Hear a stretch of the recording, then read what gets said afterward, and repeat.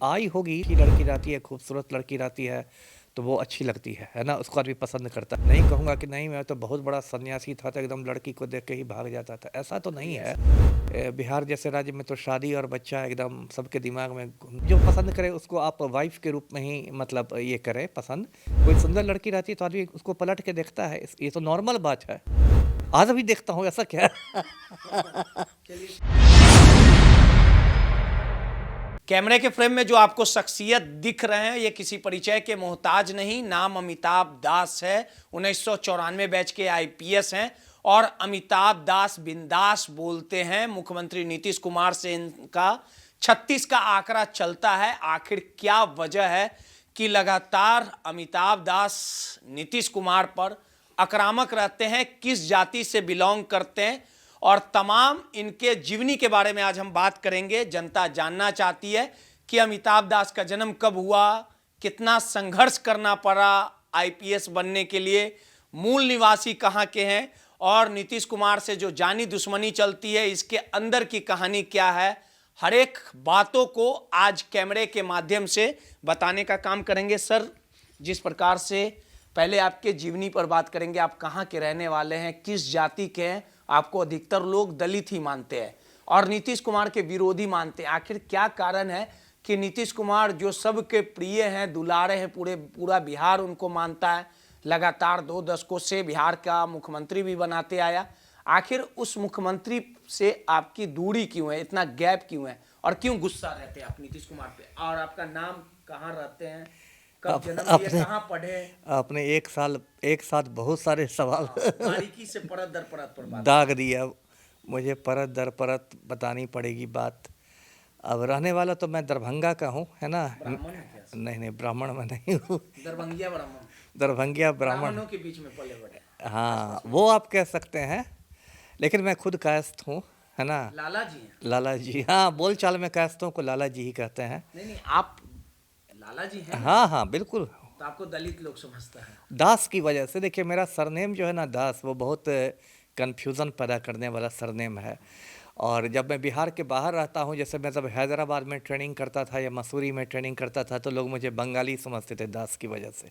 बहुत लोग बंगला में आके बात करने लगते थे, जबकि मैं बंगाली नहीं हूँ। उसी तरह बिहार के अंदर जब मैं आता हूँ तो बिहार में चूँकि दास दलितों का भी सरनेम होता है तो बहुत लोग मुझे दलित समझ जाते हैं। और चूँकि मेरे विचार भी अम्बेडकरवादी हैं, मैं मतलब विचारधारा से अम्बेडकरवादी हूँ, इसलिए भी ये और कन्फ्यूज़न बढ़ता है। लेकिन मैं दर्शकों को बता दूं कि मैं कायस्थ हूँ और मिथिला में कर्ण कायस्थ होते हैं। कायस्थ 12 किस्म के होते हैं। मैं दर्शकों को थोड़ा समाज शास्त्र पढ़ा दूं। कायस्थ 12 किस्म के होते हैं। श्रीवास्तव होते हैं, अम्बष्ट होते हैं, भटनागर होते हैं, सक्सेना होते हैं, माथुर होते हैं। तो मैं कर्ण कायस्थ हूँ और दरभंगा का मैंने बता ही दिया कि रहने वाला हूँ। और आपने बताया ही कि 94 बैच का आईपीएस हूँ। और बचपन का जीवन कैसे हुआ सर? बचपन, शुरू से बताइए। अब देखिए मैं एक मध्यम वर्गीय परिवार का रहने वाला हूँ। मेरे दो पिता थे, श्री गौरी शंकर दास, वो बिहार सरकार के अधिकारी हुआ करते थे। तो हम लोग मिडिल क्लास के परिवार के थे। बिहार के अलग अलग ज़िलों में हमारा रहना हुआ। बहुत बचपन मेरा थोड़ा बेगूसराय में बीता और भी जगह। अब तो कुछ जगह ऐसा बीता तो अब झारखंड में चले गए हैं, जैसे जमशेदपुर। जन्म कहाँ हुआ था सर आपका? दरभंगा में, लहरिया सराय में तो जी। किस प्रकार से, मतलब माता पिता ने आपको पाला पोसा, कितना? बड़ी लंबी कहानी हो हाँ, लंबी जाएगी। कहानी है। अच्छा। चलिए, लंबी कहानी सुन लीजिए। तो मेरे घर में बहुत हम लोग भाई बहन थे। हम लोग 8 भाई बहन हैं और मैं घर में सबसे छोटा हूँ भाई बहनों में। इसलिए मेरे भाई बहन अभी भी मुझे छोटू के नाम से ही पुकारते हैं। मेरे घर का नाम छोटू ही है। ऐसे मेरे सारे भाई बहन अमेरिका में बस गए हैं सब। कितना भाई बहन? मैं 8 भाई बहन हूँ। 8 भाई? नहीं नहीं, टोटल 8 भाई बहन, 5 बहन 3 भाई। 3 भाई। और मैं सबसे छोटा हूँ, इसलिए घर का नाम मेरा छोटू है। और मेरे सारे भाई बहन अमेरिका में बस गए हैं। सब लोग अमेरिकी नागरिक हैं और अमेरिका के अलग अलग राज्यों में रहते हैं और बहुत सफल हैं, बहुत मतलब ऊंचे ऊंचे मुकाम पर हैं। और कौन पोस्ट पे हैं सर? एक आध दो ऐसे आपकी बहन हो, भाई हो? बहुत ऊंचे ऊंचे, एक तो मेरे भाई, बड़े भाई जो हैं वो बहुत बड़े डॉक्टर हैं, न्यूयॉर्क स्टेट के बहुत बड़े। खास किसके आप कह सकते हैं, लंग्स के, फेफड़ा के विशेषज्ञ हैं। मेरे जो बीच वाले भाई हैं डॉक्टर हर्षवर्धन, वो न्यूयॉर्क सरकार में बहुत ऊंचे ओहदे पर हैं। जो न्यूयॉर्क सरकार का बजट बनता है, बजट तैयार होता है, उस टीम में है। मेरी बहनें भी वहाँ ऊँचे ऊँचे पदों पर हैं। तो एक्चुअली मेरा परिवार बहुत पढ़ा लिखा परिवार है, और हमारे घर में हमेशा बचपन से पढ़ने लिखने का बहुत माहौल रहता था। दिन रात सिर्फ पढ़ाई लिखाई की बात होती थी, और क्लास में मैं हमेशा मतलब आप कह सकते हैं फर्स्ट आता था। कहाँ से पढ़ाई हुई सर? स्कूली पढ़ाई मेरी दरभंगा में हुई। पब्लिक स्कूल लहरिया सराय है बलभद्रपुर में, अभी भी है ही। और एक बहुत पुराना वहाँ स्कूल है, हाई स्कूल ML एकेडमी।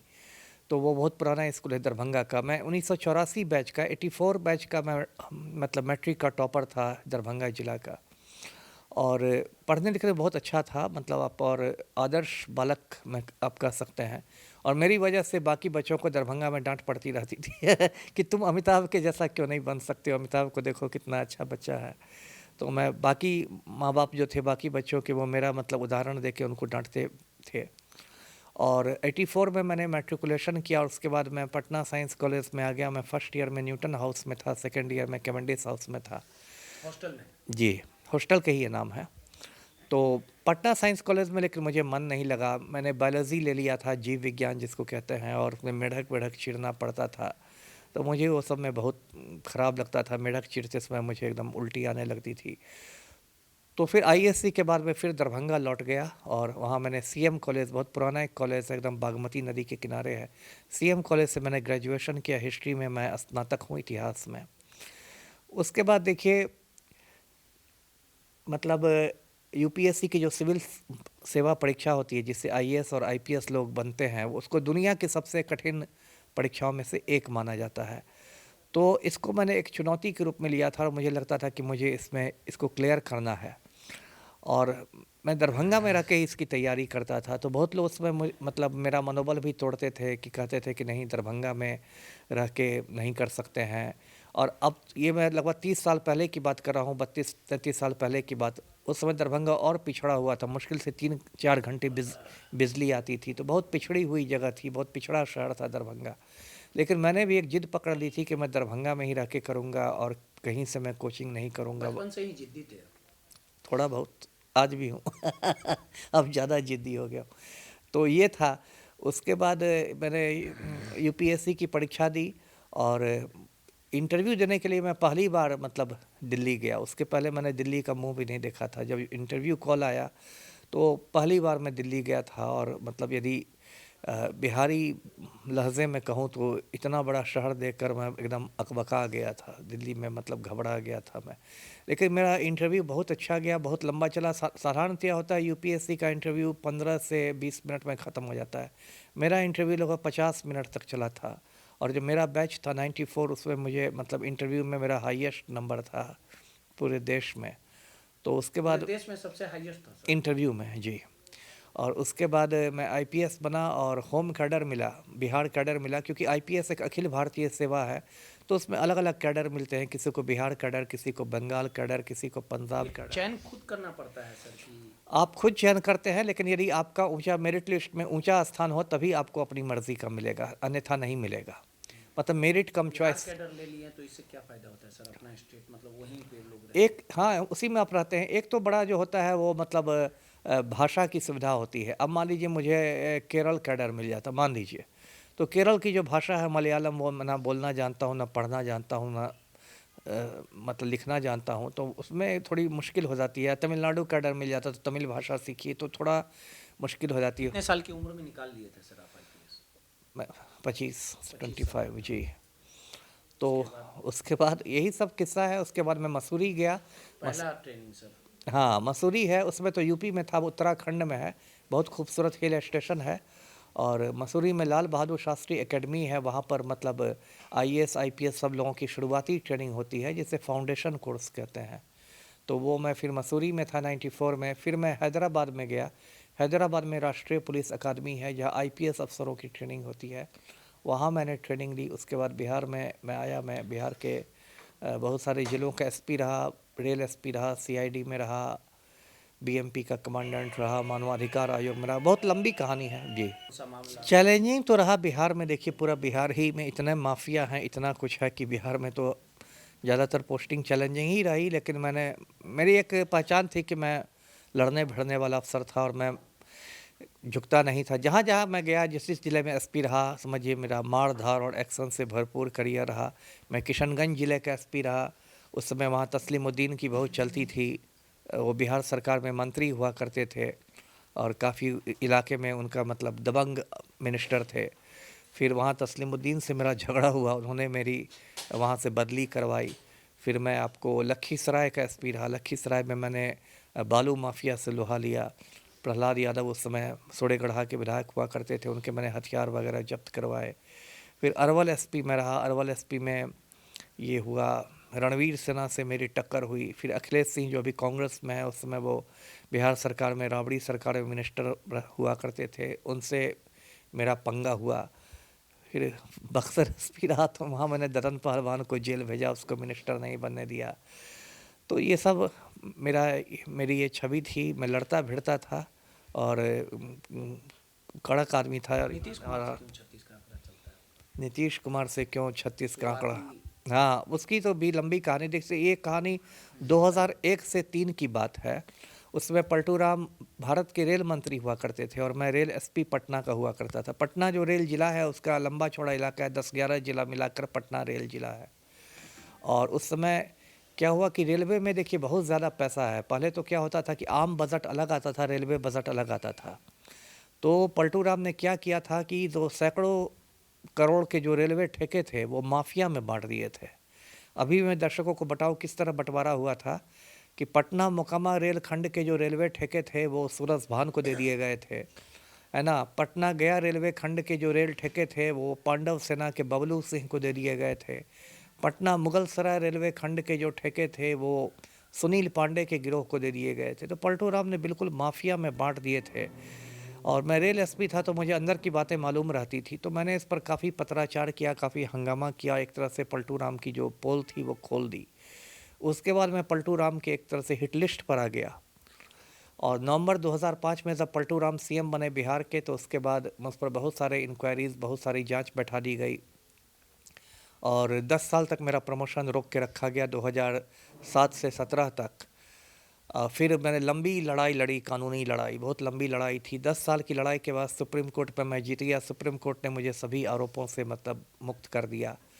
उसके बाद पलटू राम को, चूँकि सुप्रीम कोर्ट सबसे ऊंची अदालत थी, तो कुछ हो नहीं सकता था, तो मुझे एक साथ 2 प्रमोशन देने पड़े। मैं एसपी के वेतनमान में था, मैं सीधे आईजी के वेतनमान में चला गया। डीआईजी के वेतनमान में मैं एक दिन भी नहीं रहा, सीधे एसपी के वेतनमान से आईजी के वेतनमान में गया। लेकिन फिर मेरे खिलाफ षड्यंत्र जारी रहा और फिर 2018 में मुझे समय से पहले रिटायर कर दिया गया। और चूँकि मेरे खिलाफ कोई आरोप नहीं था सरकार के पास, तो सरकार ने कहा कि इनको जनहित में रिटायर किया जाता है, पब्लिक इंटरेस्ट में। मतलब सरकार ने कहा कि इनके नौकरी में रहने से जनता के हित का नुकसान हो सकता है। तो उसको भी मैंने कोर्ट में चुनौती दी हुई है, कोर्ट में केस चल रहा है, देखिए क्या होता है जी। माता पिता में कौन सबसे ज्यादा आपको लाड़ प्यार करते थे? दोनों लाड़ प्यार करते थे, दोनों लाड़ प्यार करते थे, ऐसा नहीं है। पिताजी थोड़ा मतलब ये जॉब में थे तो थोड़ा बाहर बाहर ऑफिस में रहते थे और माँ का मैं दुलारा था। पिताजी प्यार करते थे, लेकिन थोड़ा उनको कम टाइम घर में मिलता था, जैसा होता था, क्योंकि नौकरी में थे। तो ये है जी। शादी की शादी नहीं की मैंने। शादी क्यों नहीं की? शादी हाँ हाँ, रिश्ता, बिल्कुल बिल्कुल। बिहार जैसे राज्य में तो शादी और बच्चा एकदम सबके दिमाग में घूमता रहता है। देखिए, मैंने हाई स्कूल में जब मैं पढ़ता था, तभी मैंने डिसाइड कर लिया था कि शादी नहीं करनी है। मुझे लगता था कि ये बहुत बड़ी गृहस्थी, एक बहुत बड़ा जंजाल है, और इसलिए मैंने शादी नहीं की। जब आईपीएस बना तो बहुत रिश्ते आए, बहुत लोगों ने दबाव भी दिया, लेकिन शादी ना करनी थी, ना मैंने की। और अभी मैं आराम से रहता हूँ, मुझे खुशी है कि मैंने शादी नहीं की। मुझे प्यार मोहब्बत ना प्यार मोहब्बत सब नहीं। देखिए वो कोई लड़की पसंद आई? अब उतना नहीं ऐसा। देखिए होता क्या है ना कि तो पसंद आई होगी, लेकिन देखिए क्या है कि अब धीरे धीरे बिहार का समाज भी थोड़ा खुला है। लेकिन जब हम लोग स्टूडेंट हुआ करते थे तो बहुत लड़के लड़कियां अलग अलग रहते थे। हमें मतलब हम लोग बातचीत भी नहीं होती थी हाई स्कूल में, कॉलेज में बहुत कम बातचीत होती थी। किसी को करते होंगे ना?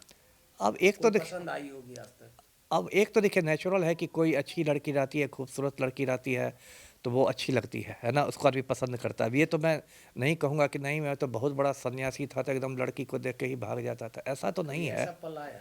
क्या पल? हाँ, लड़की कोई पसंद आ गई हो पहली निगाह में? हाँ, आई होगी, मतलब ठीक है, बिना जरूरी बताइएगा। जरूरी नहीं कि आप जो पसंद करें उसको आप वाइफ के रूप में ही मतलब ये करें पसंद। कोई सुंदर लड़की रहती है तो आदमी उसको पलट के देखता है, ये तो नॉर्मल बात है। आज भी देखता हूँ, ऐसा क्या है। चलिए, सीधे तौर पे अमिताभ दास सर थे, अनसुलझिया कहानी थी इनकी। और जिस प्रकार से अभी तक के सफ़र की बात कर ली जाए, लगातार नीतीश कुमार से जानी दुश्मनी चलती है, और इस पूरे जानी दुश्मनी में जो अंदर की वजह थी, तमाम बातों को उन्होंने बताने का काम किया सहयोगी अनिल के साथ। रोहित, माई पीडीए समाचार, पटना।